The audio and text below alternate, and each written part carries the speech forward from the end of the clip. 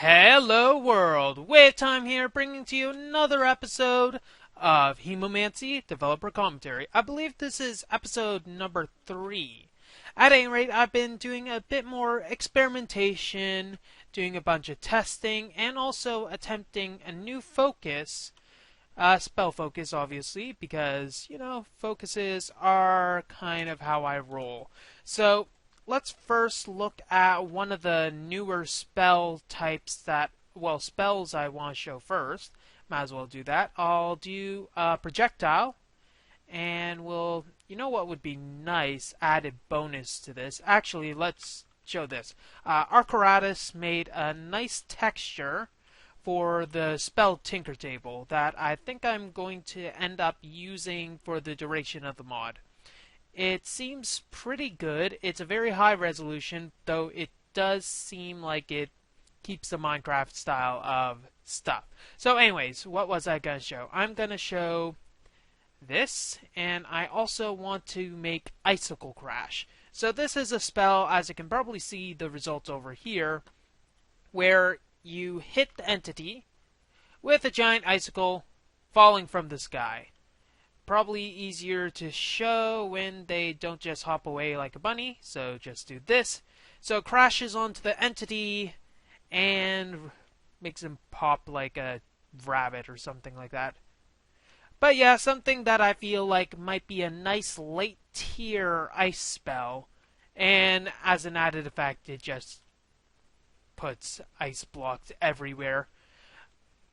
Wasn't intended, honestly. What I was thinking with this is there's a manga called Fairy Tail, and it's basically a bunch of mages with a bunch of different types of skill sets, and one of them is an ice mage who's able to, make ice out of thin air. So I thought maybe if I were to summon some sort of icicle to just crash down on the enemy, it might be a cool little effect. Now, ice blocks are basically because, for some reason, Minecraft, it's basically like what happens with gravel. It senses that something's in its way, and then it just goes, poof, I can't do anything.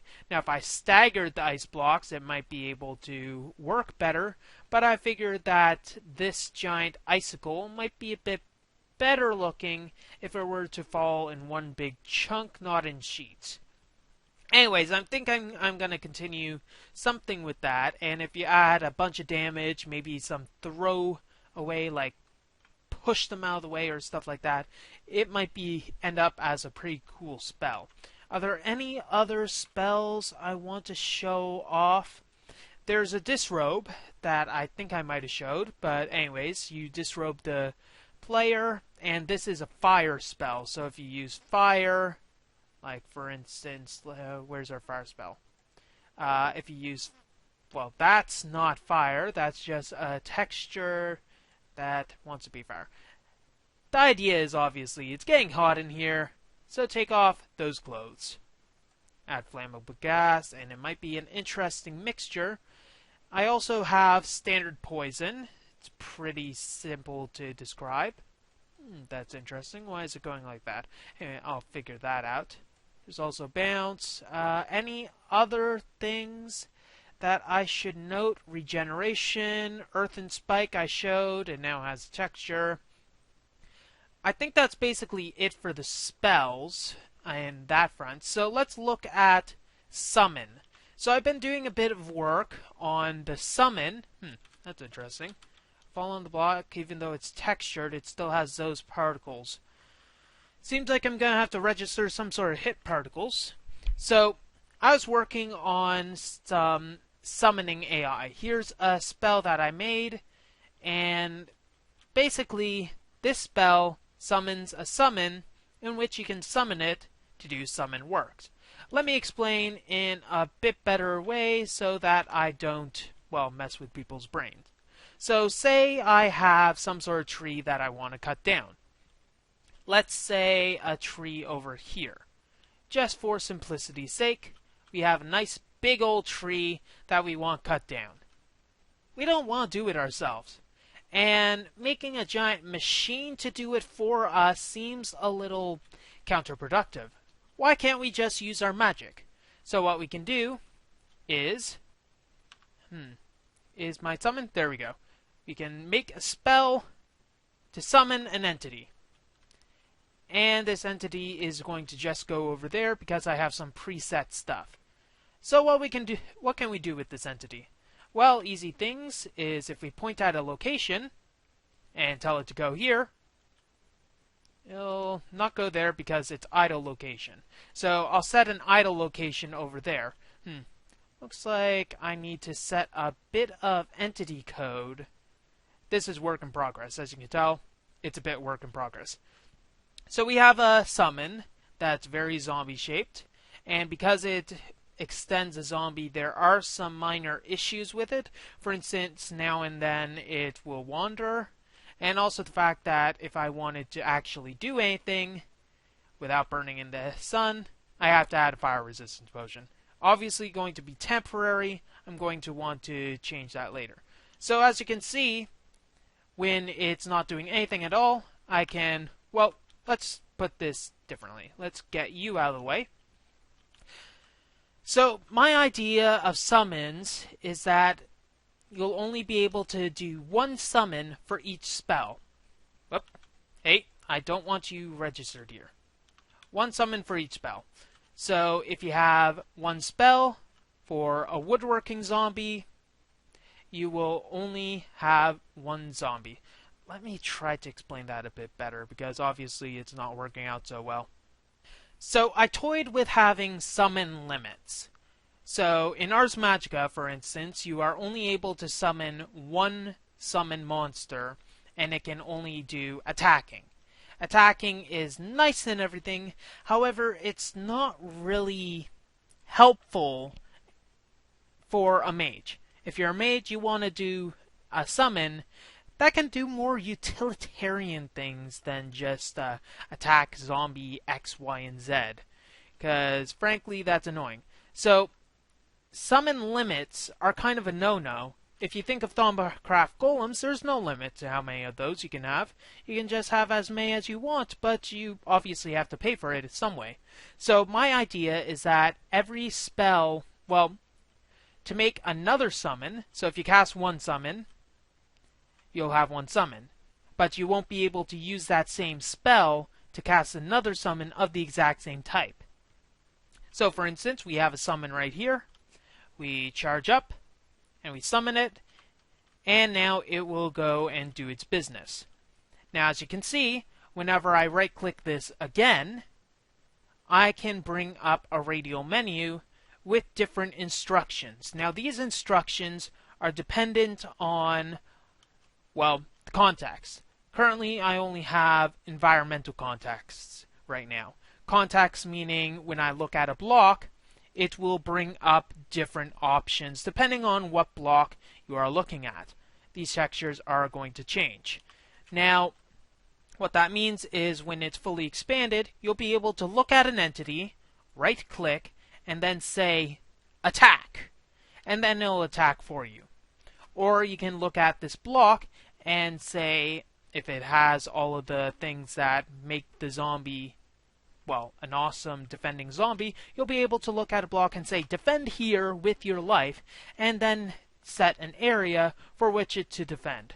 So let's check this zombie out. We're going to mark this as its central location.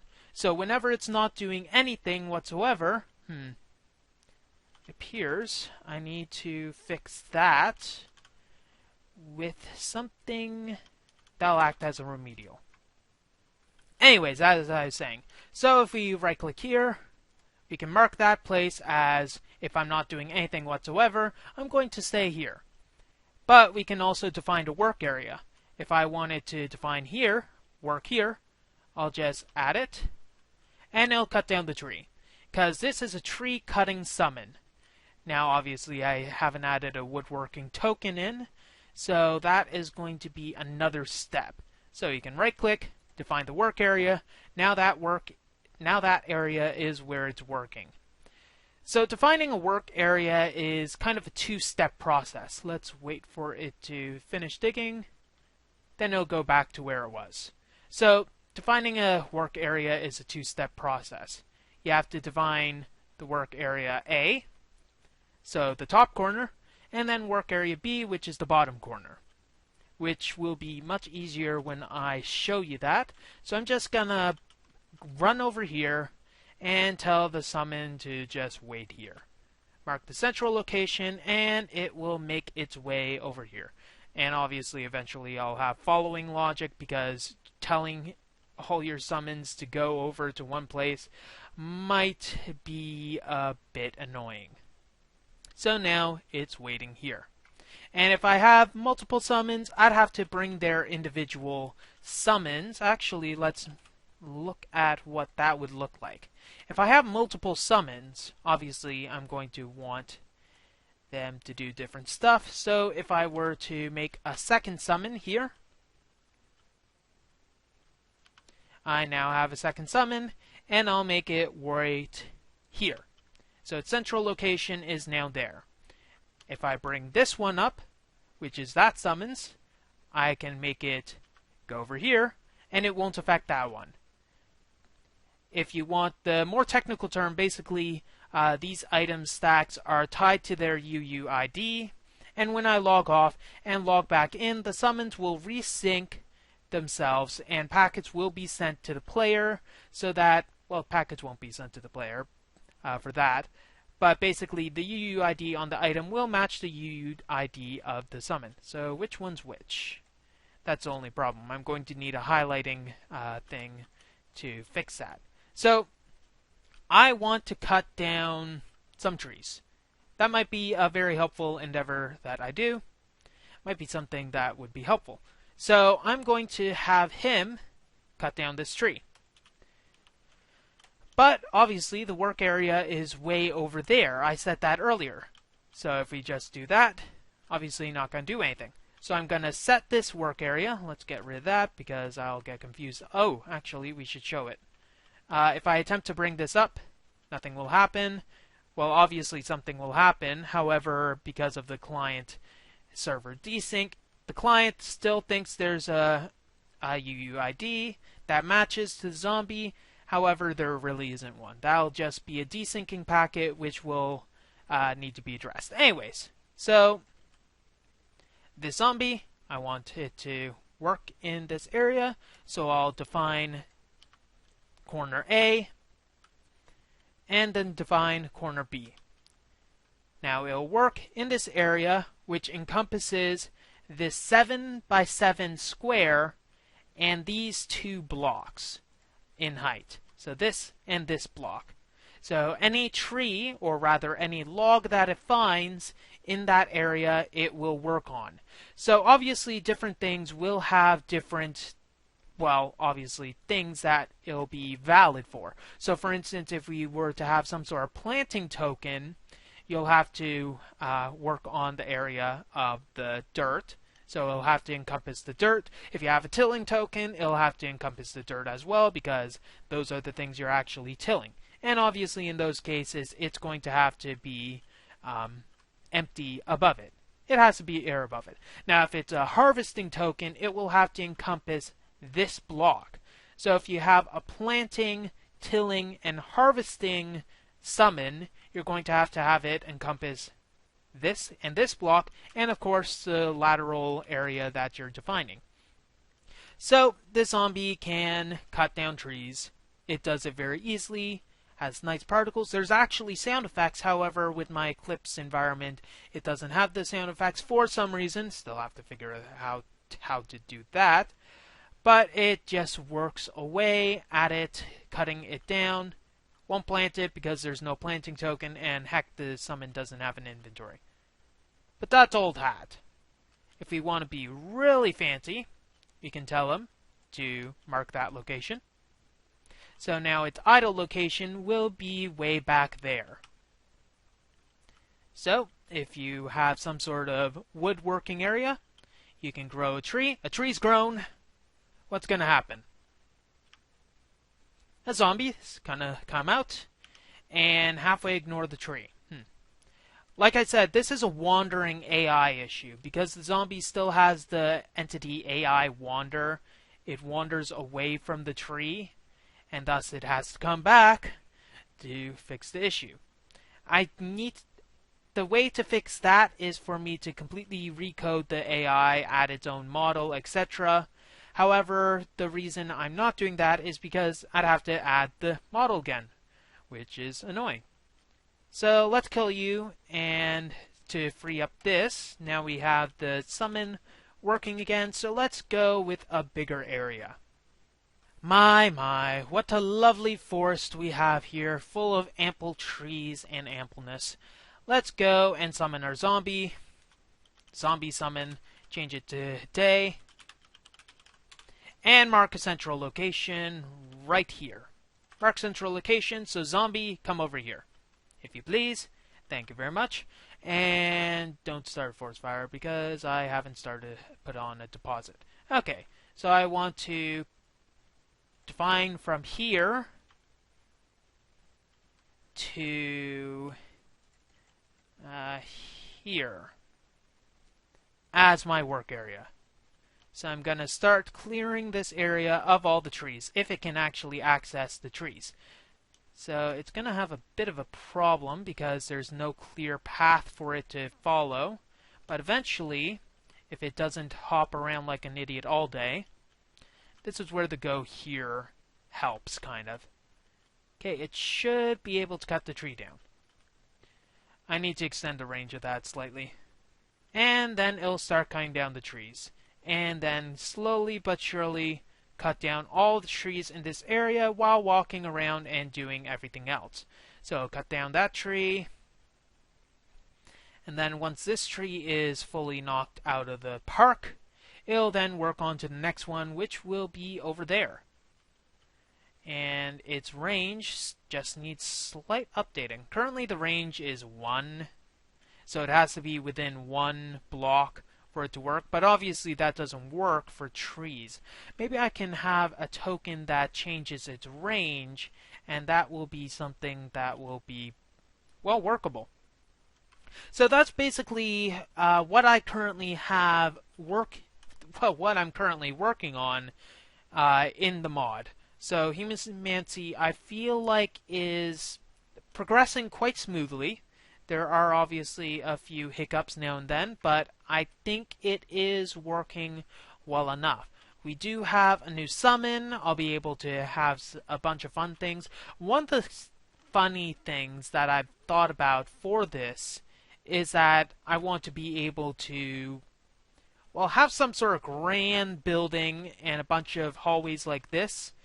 Maybe without the holes in them. Don't want to mess up the deposit. And then just have a summon that just comes out and lights the fireplace. Something silly like that, where basically it'll be worth it anyways. Well, that's all the time we have for this episode of Hemomancy Developer Commentary. If you like what you see, don't forget to rate, comment, and subscribe to future episodes. Where is it? Oh, it's still cutting it down. Somewhere. Hello? And because I have it extended as a regular zombie, it despawned. WayofTime here, signing off. Have a wonderful day. And yep, it did despawn.